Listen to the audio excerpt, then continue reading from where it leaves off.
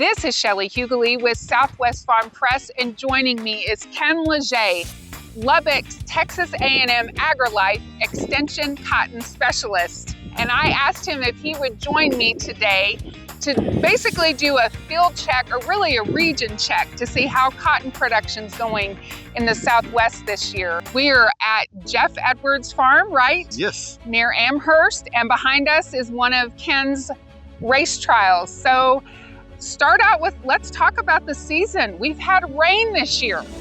What a difference a year makes. And of course, we're not out of the woods yet. Right. But a much better season than the last three for sure. We avoided extreme temperatures for the most part. We've had some frequent rainfall, but not everywhere.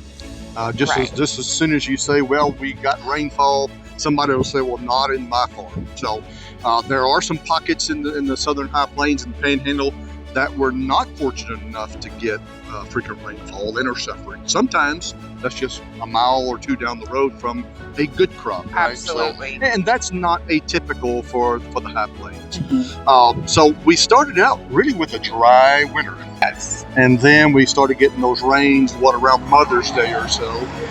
Planting started really in earnest about May 12th in most areas because we had moisture. And we kind of received good frequent rainfall throughout the planting season up to, the June 20th planting date down south, unfortunately. Like most West Texas rainfalls, some of it comes with ice. So we were battling some fairly severe storms. In particular, the one centered around June 5th was fairly widespread. So there were a lot of acres that were taking out of either freshly planted cotton, or it really made it too wet to plant cotton in some areas, and they switched to grains.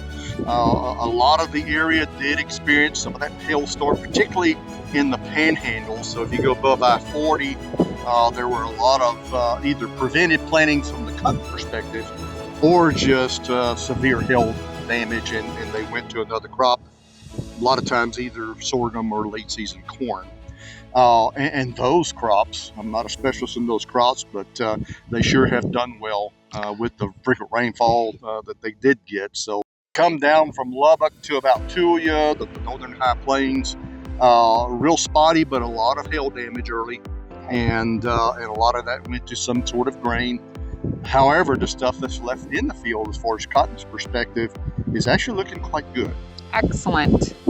South of Lubbock, they usually get started in June anyway, and in general that crop is looking very good. There are some dryland fields that I drive by a pivot, and I'm looking at the corners and I'm looking at the pivot. You can't hardly tell which is which. That's a good thing. Right. But again, 2 miles down the road, the dryland crop is suffering. In general, though, we are going to have a good crop over the area, especially compared to what it has been in the last few years.